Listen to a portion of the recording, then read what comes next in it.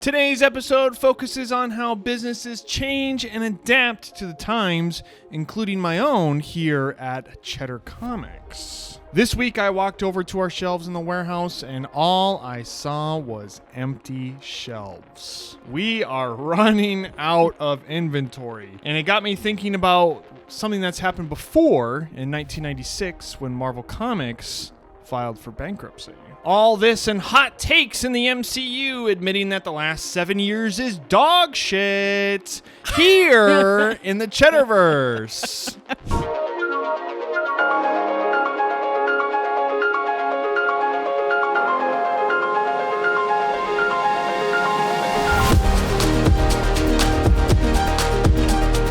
Welcome in. You're listening to CheddarVerse episode 10. Whoa.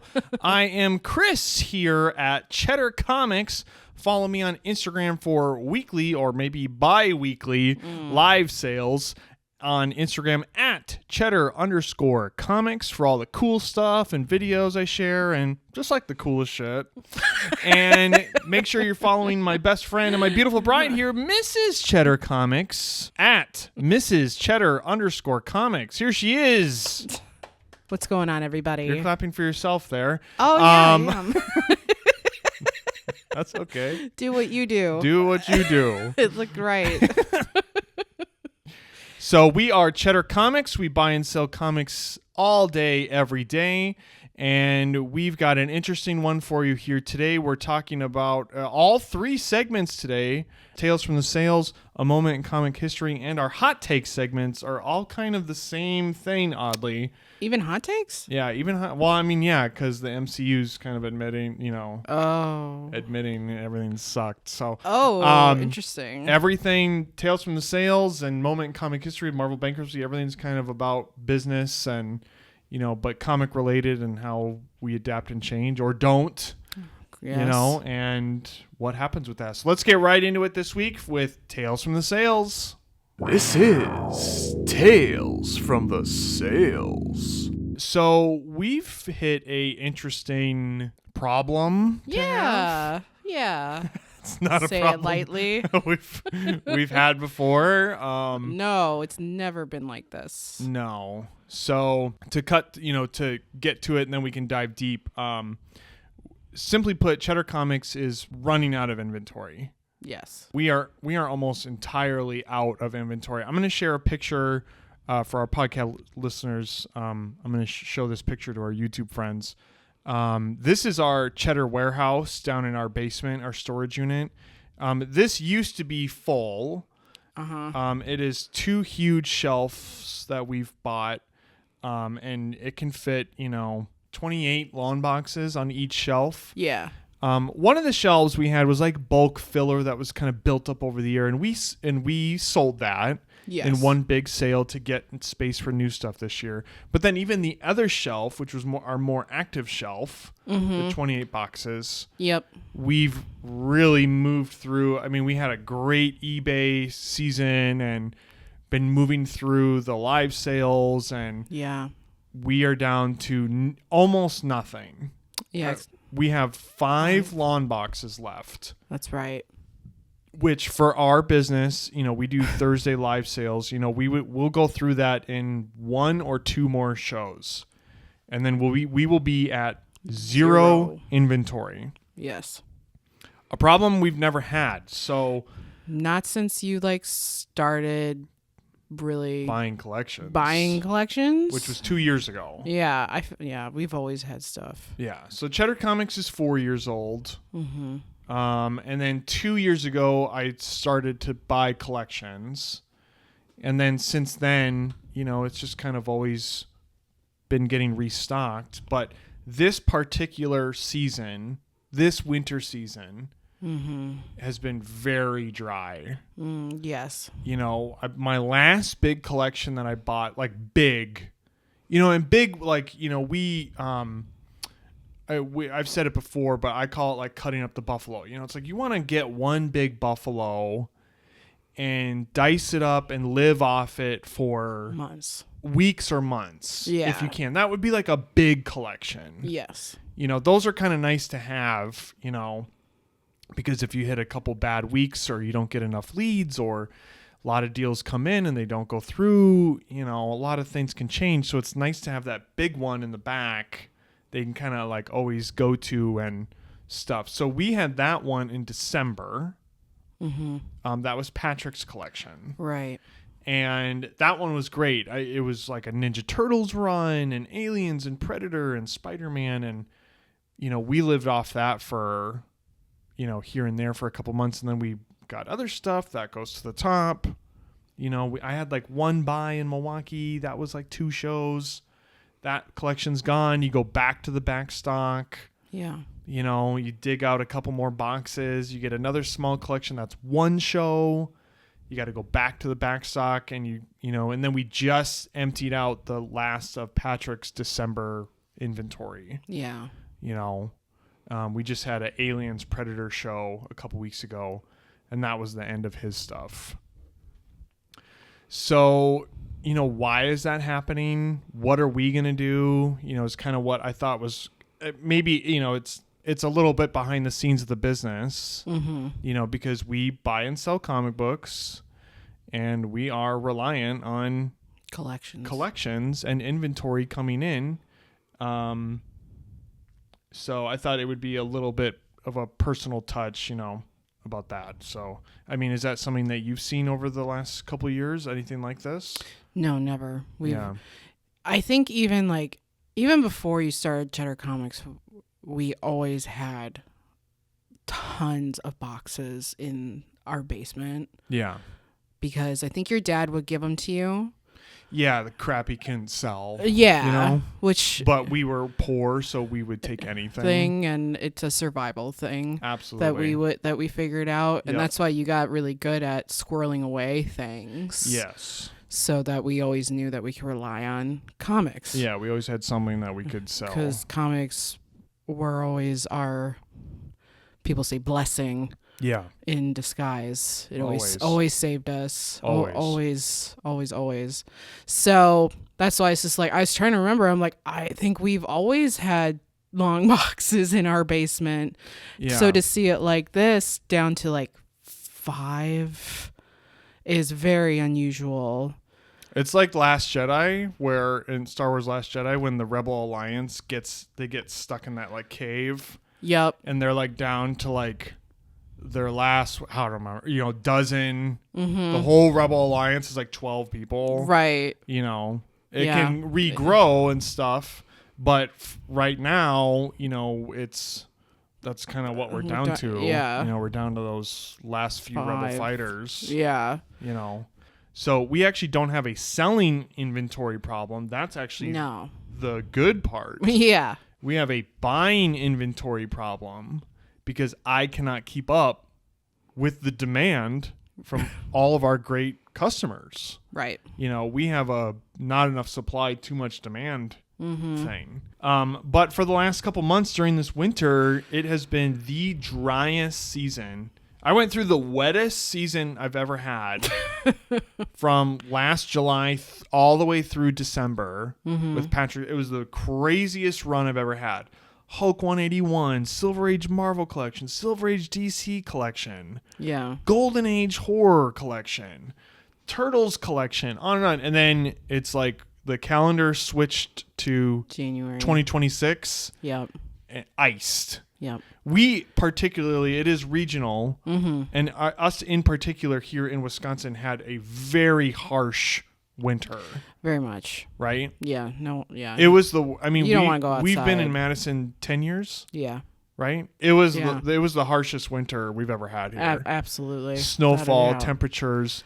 And with that, people just stay inside. You just hunker down. You don't want to go to the pole barn and go through your boxes or go into that cold basement or attic. Yeah, your attic. Shed, whatever. Exactly. No, that shit stays out there. So there is a natural slowdown, January, February, March, April. And then like May is like garage sale season. And then like May through December is a busy run for us. But this year, This winter was particularly very, very low. It was, very quiet. Yeah, not a lot of leads, not a lot of hits, just, all that. So, anyways, I'm just giving you the. So what do we do? Do we just hope that it gets warmer and people want to open their barns?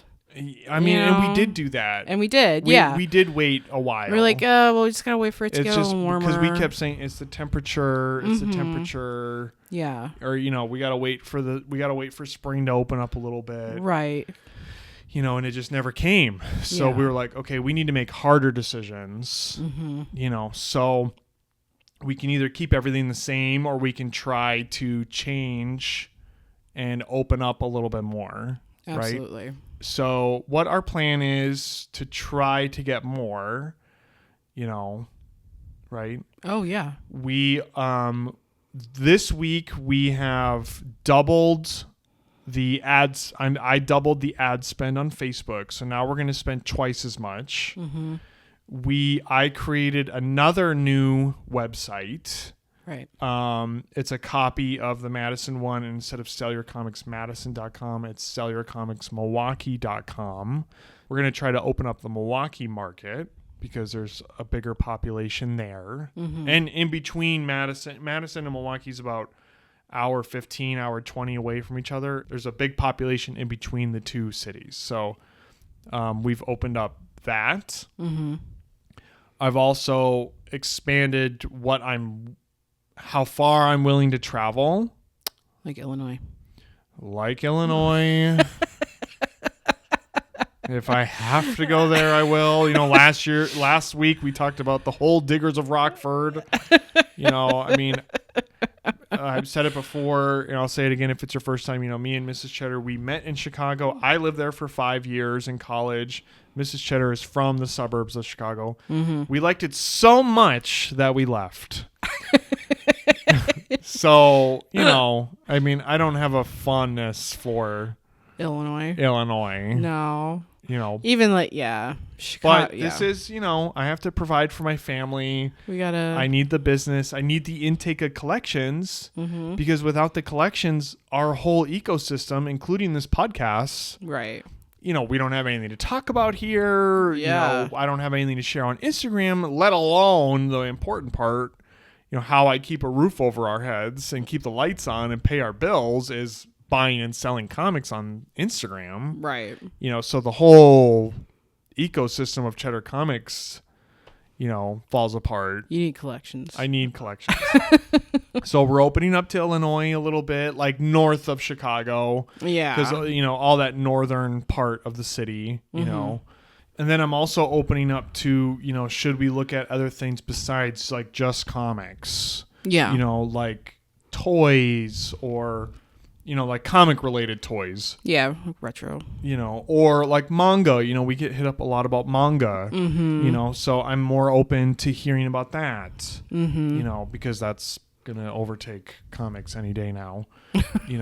One Piece is on pace to outsell lifetime sales of Batman and Superman that have been on the stand for 80 years. So wow, we're going to open up to manga, toys. Yeah. Broaden where we will look. We've increased our ad spend. We've doubled our website footprint. Yeah. So those are the things that we've decided to do to try to get more leads because, for us, the collection business is a lot like our old business and it's a gig business because it's, you get one collection that's over. You got to get the next gig and the next gig, and it's, lead generators and it's grinding out sourcing and trying to broaden what that isn't locally. Yes. Not online. Because I don't really. that's one thing I'm not opening up. The online part. Yeah. Like buying. And they ship it to you thing. Yeah, because I've been scammed before, so I'm really nervous about that all the time. Right. But I have to at some point because Bryce Comics will wire you a check for $80,000. Yeah. And you ship the stuff. Wow. So that's kind of our tales from the sales. We're almost out of inventory. We are trying to adapt and expand and grow and take this moment to learn and change, and hopefully it will be for the better. Hopefully it will be for the better. I'm sure it will be. I'm hoping that by the time we shoot next week's episode, it'll be totally different. We'll have a collection come in. Yeah. So here's hoping. Yee. This is a moment in comic history. Marvel went bankrupt at the height of its success. A few years before Marvel Comics went bankrupt, everything looked perfect. Comics were selling like crazy with record sales, but there was a problem. People weren't buying one copy. They were buying 5, 10, 20, and treating comics like short-term investments. Even Neil Gaiman warned a room full of retailers in 1993, quote, "This is a bubble and it is going to burst." But Marvel believed the numbers. They went all in on trying to capitalize on the demand by buying companies like Fleer Corporation, Skybox, and a 46% stake in Toy Biz, totaling $700 million acquisition spree, which is $1.6 billion in today's money. Then the market flipped. Sales dropped 70%. Comic shops went out of business. Distributors closed, and fans walked away. And Marvel went from a $35 stock to a $2 stock. Oof. And in 1996, they filed for bankruptcy. Hundreds of millions of dollars in debt and full-on power struggle between executives. The biggest company in comics completely collapsed. And after going bankrupt, Marvel sold off their movie rights just to survive. And those movies made millions, and Marvel barely got paid. For example, in 1998's Blade made $70 million, and Marvel got paid $25,000. What? That's all they got? That's all the recoup they got? Yeah. Oh, what a shit deal. For the first 2 Tobey Maguire Spider-Man movies, Sony made $2 billion, and Marvel got $62 million in licensing fees. So they made one decision that would change everything: stop licensing and build it for themselves. And that's how the Marvel Cinematic Universe was born and is now the highest grossing film franchise of all time, and the rest is history. And this is how Marvel went from bankruptcy to billions. And that's today's moment in comic book history. What do you think on that? I think somebody fucked up. Well, there's a lot. So I was interested in this because Rob Liefeld did a TikTok, and someone was showing his big Captain America chest drawing, because like Elon Musk was wearing a bulletproof vest and he looked exactly like Captain America. Really? Yeah. And Rob had just kind of thrown off a comment there about how Marvel at the time, it wasn't the comics so much as it was these other acquisitions that tanked the company. Them buying Skybox trading cards and Fleer and the Toy Biz line. I don't even know what some of these companies are. Yeah, if I showed you, like Toy Biz, Toy Biz. Toy Biz I know, yeah. Skybox, you've probably seen some of the Marvel cards I've had over the years. Okay. And the same with Fleer. And essentially what it was like the guy at the top who bought the company in 89, Ron Perlman. Yeah. Not I'm saying it wrong. It's not Hellboy Ron Perlman. Not the great Ron Perlman. Not that Ron Perlman. Not our favorite Ron Perlman. The business executive. Ron Perlman. Yeah. So he bought Marvel in 89, I think. I'd have to look, for like $82 million. Wow. Very cheap. Yeah. Because he saw the potential in it. Okay. He's like, I'm going to own Spider-Man. I'm going to own Captain America. That's crazy. Yeah. So then he went on this, he was all about like raising the stock value, shareholder, investor, like that kind of guy. Gross. Yes. Yeah. So he's the one who kept pushing, like, we need to like raise prices, and that's like kind of why you see such a jump in price from like the 40s to, I think, like the 80s. It went from like 10 cents to 60, 70 cents. Yeah. I think in 89, maybe it's $1. And then, and then it's a couple of years, it's $1.50. Did the quality at least improve? With the paper or with the comics? The paper. I don't think so. Oh, it just stayed the same. I'm not sure. It's a good question. So he was kind of like a company man, obsessed with just raising the stockholder value. Yeah. But pretty much got too in front of his skis, with... So, like, that's why on the table here for our podcast listeners, I have out a X-Men #1 and a Spider-Man #1, kind of representative of the highest selling Marvel comics ever. I didn't have an X-Force one. I thought I did, but we don't have one right now because we're out of inventory. Oh, sure. I usually have one. Yeah. So, Yeah. Spider-Man, we'll start at #3. Spider-Man #1 there, Todd McFarlane's Spider-Man, sold 2.5 million copies of Spider-Man 1. The second biggest Marvel comic ever is X-Force #1, the one you've seen 1,000 times with the polybag. The polybag, yeah. That sold 5 million copies. And then X-Men #1 with the 4 or 5 covers, that's the biggest comic ever, and that sold 8.2 million copies. So he's writing that. I see. Sure, this looks great. Yeah, and that is creating the speculator bubble. And they are buying it. Like, people are buying these comics. That's not what isn't, that is what is happening. Sure. So he's like, well, I want a bigger share of this culture craze, pretty much. And that's why I'm going to buy trading cards. I'm going to buy toys. And we're going to own the entire front line. You know what I mean? But that created the bubble so much, that people were buying, 5, 10 copies. And my dad always told me this because this is right where my dad had a store. Is right at this time. It's comics and sports cards, in like 92, 93, right? And he said people would buy Death of Superman that we talked about last week, or they would buy X-Men 1. They'd buy 5 copies of it. They would come back a month later, 2 months later, and hey, you want to buy these from me, like $100? And he'd be like, I've got boxes of that in the back. They're not worth anything. There's so many out there.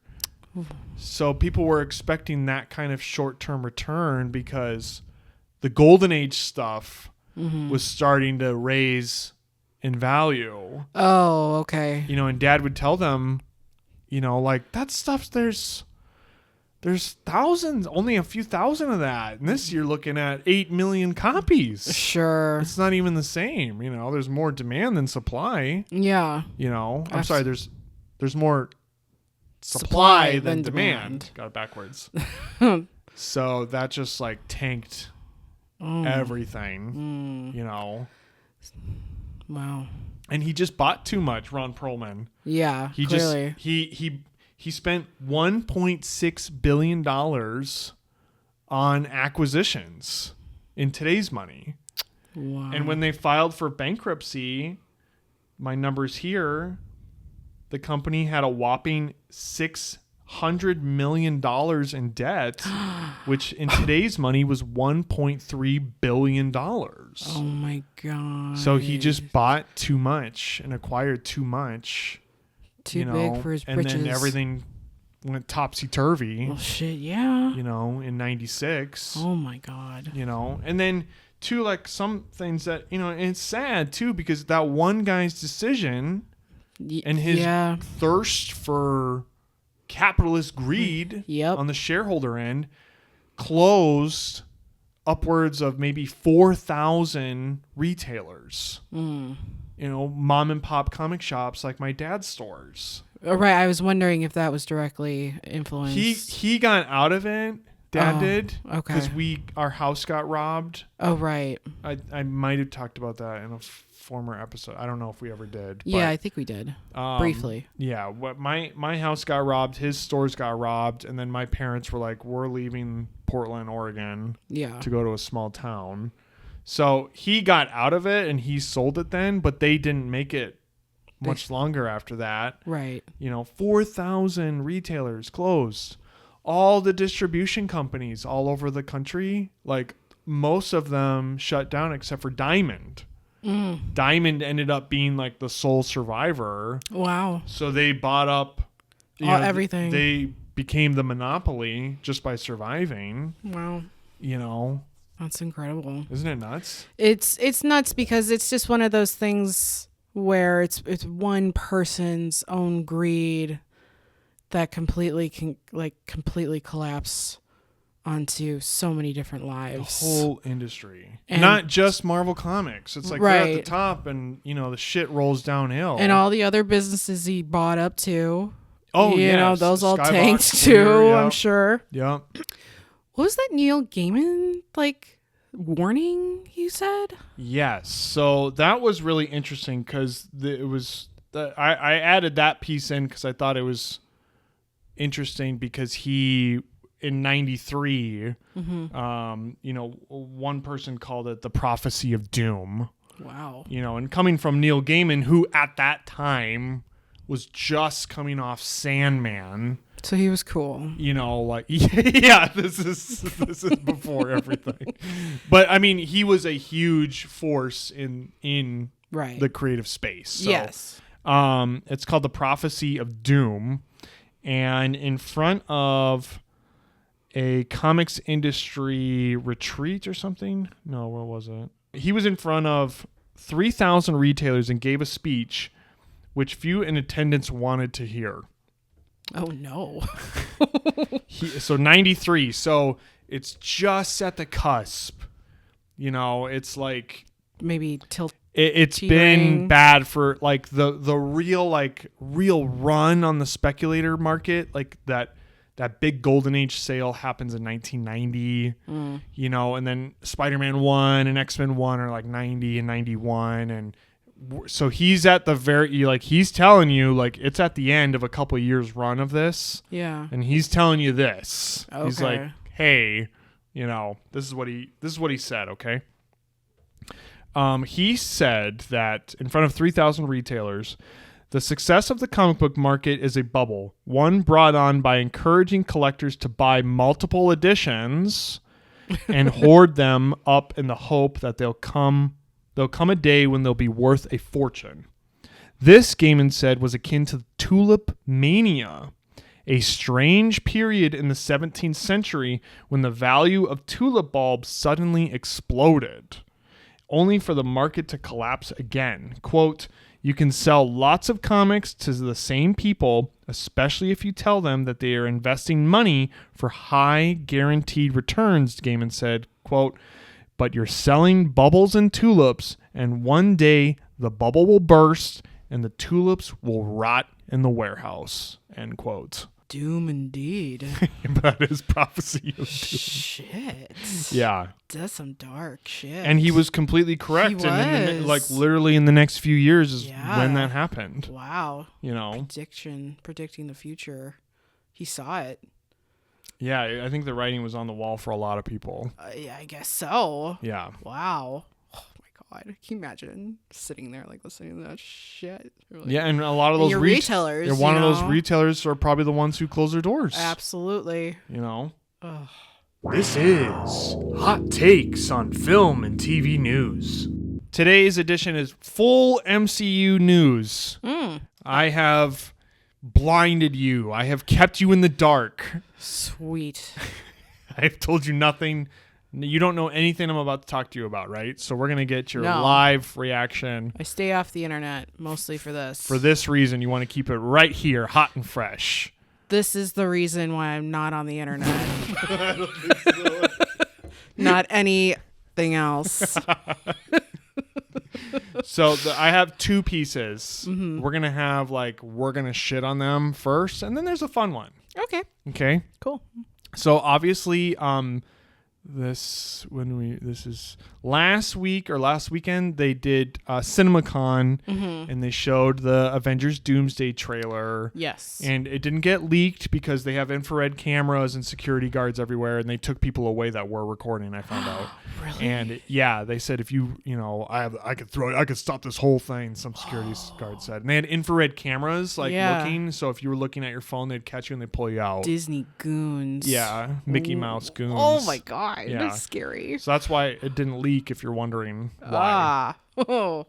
So during that, Feige and the Russos did a lot of interviews afterwards and stuff. And I'm really not too interested in Doomsday because there is no trailer to talk about. Yeah. So the part that I find most interesting is this piece of news. Are you ready? Mm-hmm. They're re-releasing Endgame in September. And I thought, I was like, okay, yeah, that's, you get the hype ready, get ready for this. Because this is like a direct sequel to Endgame. Oh, okay. Is what they're saying now, because nothing has been good for the last 7 years. Sure. So we have to try to reheat the nachos here and go back to Endgame when we made $2 billion. Right. This part, though, Avengers Endgame will re-release in September with new, quote-unquote, new footage critical to the setup for the story in Doomsday. Oh, fucking gross. You can quote me on that. I am. I got 3 cameras. Are you... I thought, so there was this part, the first headline that I read was, Endgame theatrical re-release will include deleted scenes and new surprises. And I was like, that's normal. Yeah. Like to put in deleted scenes or something or whatever. Sure. But the other part, and that was by IGN.com, we're going to re-release it with new footage to set up our new movie. We're going to go back and we're going to get our fucking little mitts in there. We're going to fuck around with one of our best movies so that we can set up this new thing, because that story clearly needs help. That's what I thought. Absolutely. That's my take, is that movie is such shit or needs so much help that we have to go back to when it was good to build an on-ramp to the new shit. Yes. Because it doesn't work on its own. No. Or something. Yeah. So they're adding new elements. Yeah, no, that's 100% what they're doing. Yeah. No, you already figured it out. That's shit. What I think. It's going to be shit. Yeah. So they need to take one of their absolute best last good movies. Yeah. Fuck around with it. So there's some good ones that we like, but I mean, everyone can agree the multiverse saga has been dog shit. Yeah. Everyone. As a saga, yeah. You like No Way Home, or you like, there's definitely we're lots. one of the weirdos that likes Multiverse of Madness, yeah, or I love that one. Other people like Moon Knight, or you like one or two here, but overall it's not great. We're not in the golden age of the MCU anymore. No, not at all. Well, I don't like any of that. So I have a friend on Instagram, we're mutuals, Galaxy of Awesome. Okay. And he shared this story too, and I'm giving him the credit because he brought it up. And he was like, can you imagine, I'm giving Galaxy of Awesome on Instagram the credit because this is his take, not mine. And then I was like, oh my God, can you imagine if Star Wars and they re-release Return of the Jedi and add in new footage to that classic movie to make it a better bridge to Force Awakens? You would fucking revolt. Oh, 100%. I hate that George Lucas added giant monsters to random scenes. Well, yeah, exactly. We have a huge problem with like adding little bits that he wanted previously but couldn't. Which is nothing compared to this. Absolutely. He just cut out a window in Cloud City and put space back there, and you and I are like, fuck that, fuck this, don't fucking touch it, fuck you. And now this is like, we're going to go back in and we're going to remix the pot and add in new shit. Blasphemous. I think that's so cheap too. I kind of so cheap. Nerd rage when I read that. Hell yeah. And it is absolute. I mean, you had people that walked out a Doomsday trailer that are fanboys, and they will they'll eat they will get on their knees and open up their mouth as wide as they can and let Mickey Mouse shovel in all the slop that they can fill in, and they'll yum, let me have some more, Mickey Mouse. Yes. And then there's other people that, aren't just like haters or always critical, but have a critical eye and say, this has been an abject failure, that you are admitting that nothing has been worthwhile in the last 7 years, that the movie that we are going to connect it to the most is Endgame, the last great cinematic experience that we shared as a collective, as a human race before COVID-19. Right. And you are admitting that none of these new characters caught on. No. Moon Knight, Sam Wilson, No. the Marvels, Cutting them all out. New Avengers. They don't matter. It's all gone. They're in it, but the one we really need to connect it to is Endgame. Last time we made $2 billion. That's all it is. And this is just more proof that this is nothing but the money grab that it's always felt to be. And I mean, I'll probably watch it and love it. I'm not going to say I'm not going to like it. Yeah. It's just proof. They've proved that what they've been doing hasn't worked. Right. And I think and has been losing money. Yeah. Yeah, because Disney went to them to make their cuts. Yes, they did. And I think that it's absolute sacrilege to any movie. Can you imagine doing that to like any art form? Like you make something like a book even, and you're like, we're going to put this new book out, but we're going to go back to that other book that you really love, and we're going to change some stuff so we can like connect it to this new book. Yeah. It's the same kind of thing. Yeah. Da Vinci goes into the Louvre and, takes down the Mona Lisa and paints over her. Right. Says, I've always wanted her to be looking that way. Actually. And you'll like it a lot more like this, I swear. And any other time too that they've done this kind of stuff, the only ones who have ever done it has been George Lucas and Steven Spielberg, because we're hitting my movie world, right? George Lucas famously special editions of Star Wars because they were unfinished. And when you think about that stuff, that's like barely anything besides that big song in Jabba's palace. He cringe. added that, Yeah. I always wanted there to be a big song and dance number in Jabba's palace. We finally have the technology. Okay, George. But Spielberg did it with E.T., and a lot of people don't know this. They re-released E.T. I forgot when it was. Maybe in the last 10 years, 5 years. I don't remember. And, the part where E.T. and what's his name? What's this kid's name? Elliot are on the bike, and they fly over the FBI agents. Yeah. Spielberg went back because they're all holding guns. Okay. And he went back and he digitally erased all the guns and had them all holding walkie-talkies. Do you remember that? Sort of. Yeah, it was like that was too violent. They should have been holding walkie-talkies or whatever. And then don't shoot at the kids. He did that. They released it, and then years later, Spielberg himself came out and was like, I really regret doing that. We shouldn't have touched it, and I'm sorry that I did that. Wow. He probably listened to George Lucas too much. I was like, you should really take the guns out and put walkie-talkies in there. It worked really well for me. And then Spielberg was like, I didn't like doing that. Steven Spielberg came out and said just that little touch. He was like, I fully regret it because it changes something. It shouldn't be touched. Yeah. Because when you release, you as the artist, when I work on something, when I write and produce and direct this episode of CheddarVerse, it is mine. Mm-hmm. I write it. I'm putting this together. I'm working with an actor. You know what I mean? And then when I hit publish, it is no longer mine. Correct. It is yours. If you're listening or watching, it is yours now. Yes. To enjoy and disseminate and talk about and whatever. That's on a very small scale with dozens of people. Mm-hmm. Especially when it's big movies like that. Once it's out and it's exhibited, it's not yours anymore. Correct. I don't believe that you have the right, even if you own the movie, to go back and change it because it is mine. I own Endgame. Mm-hmm. I lived with it. I had that experience in the theater. Right. You don't get to fuck with it because it's my movie now. Right. Well, we'll see how that plays out in the fall. Yeah. now we're going to end on a little softer, sweeter note.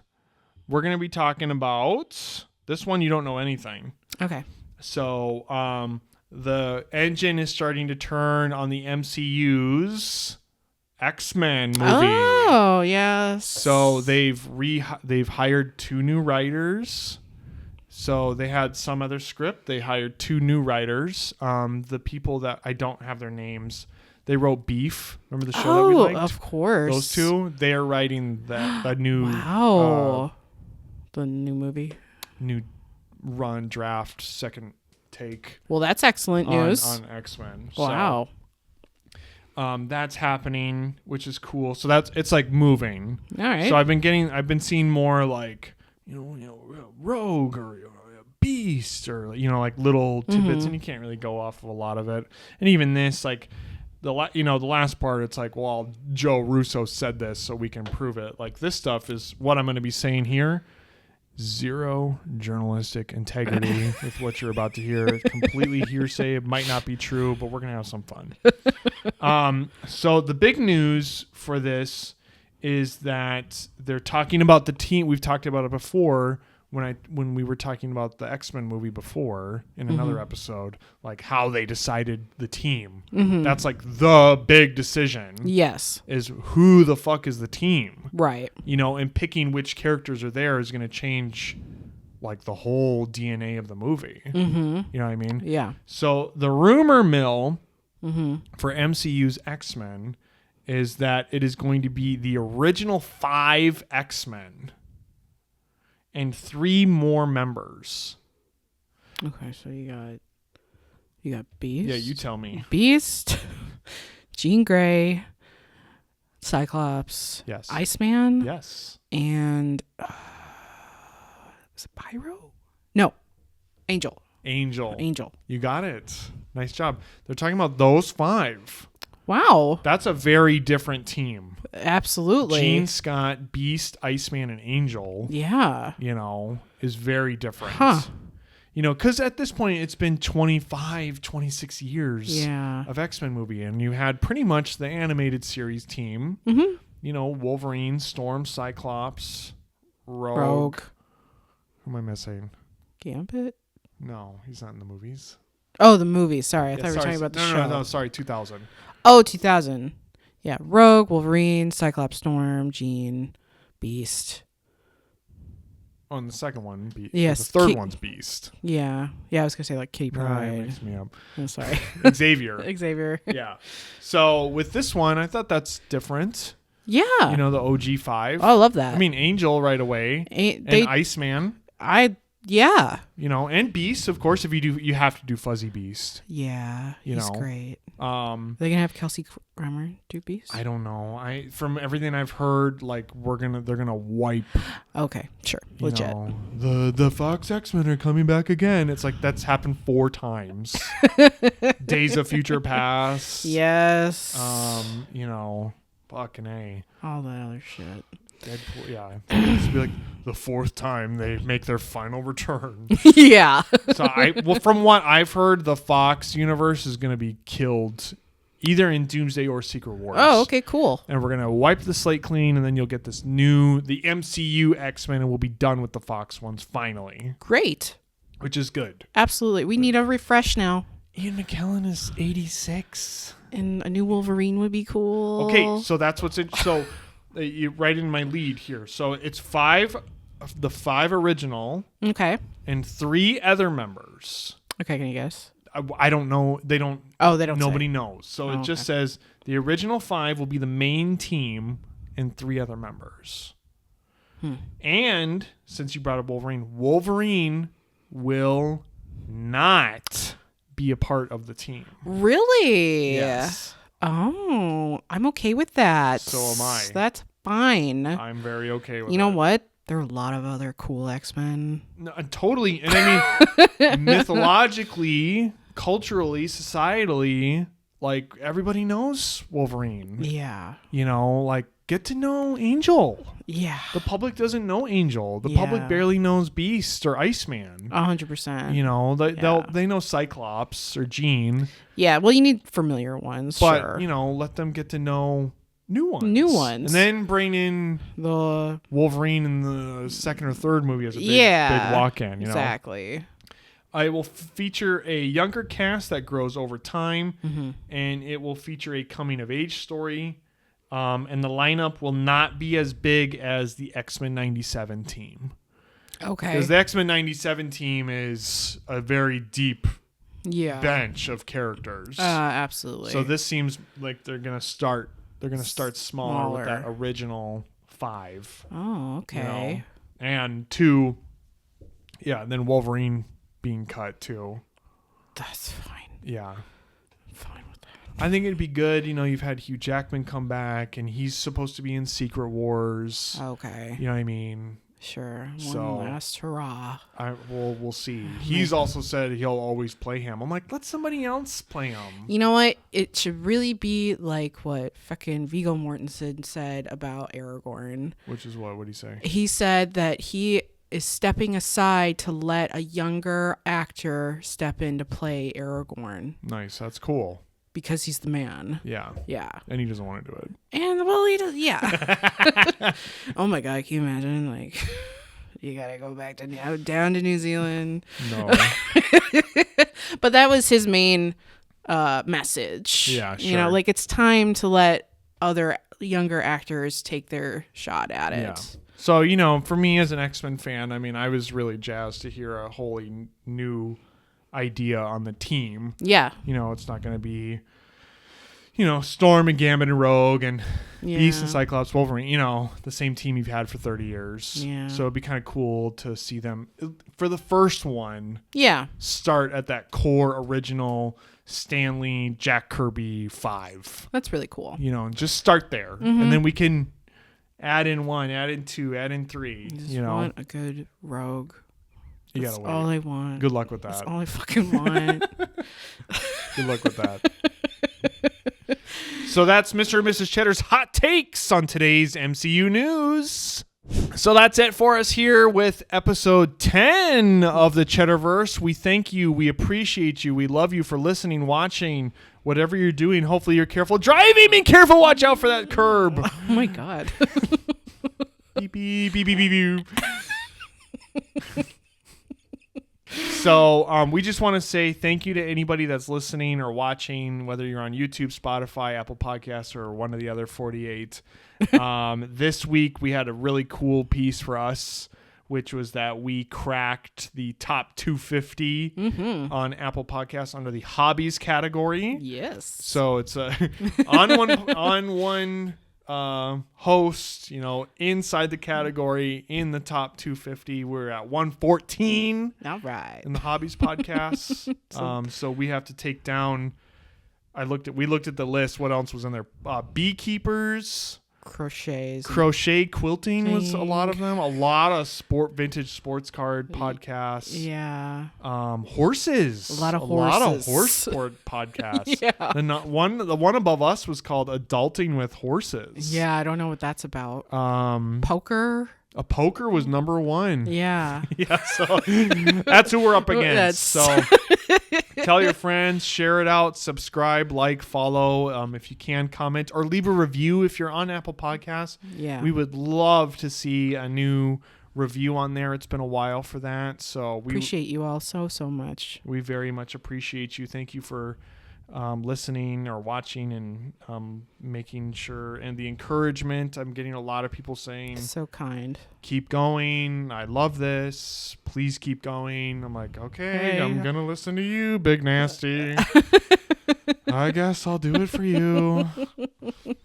You know, I love that dad energy. Yeah, so I really appreciate it. Yes. And next week we will hopefully have a good one.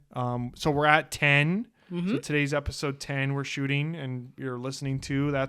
We've made it past 90% of podcasts now. We made it to 10. Wow. Big milestone. Most people quit out at they quit before 10. Before 10. Shit. They just start and stop. Shit. So if you make it past 10, you're past 90%. All right. Now the next milestone is 20, and then after that's 50, and then 100. Okay. So gulp. Step by step here. So we thank you. We love you. We appreciate you. Make sure, again, to subscribe, like, comment, follow wherever you are. And be sure to follow me, Chris, on Cheddar Comics on Instagram at Cheddar_Comics for bi-weekly live sales, claim sales. We're going to be moving to a bi-weekly double night header. So we're going to be moving to 2 nights, Wednesday and Thursdays. 2 night events. 2 night events every 2 weeks, so I can have more time for other things. Mostly, hopefully, podcasting content. Hopefully we can get the collection stuff figured out and worked out and have more time for that. And then make sure to follow Mrs. Cheddar, Mrs. Cheddar_Comics on Instagram. Running out of steam. You got it. For all the cool stuff and vibes that she's posting. And be sure to come back next week for episode 11. We'll see what's waiting for us when we get to that one. Be sure to tune into episode 11. Same Cheddar time, same Cheddar channel. Thanks, guys. This has been a Cheddar Comics podcast. Tune in next week for another episode.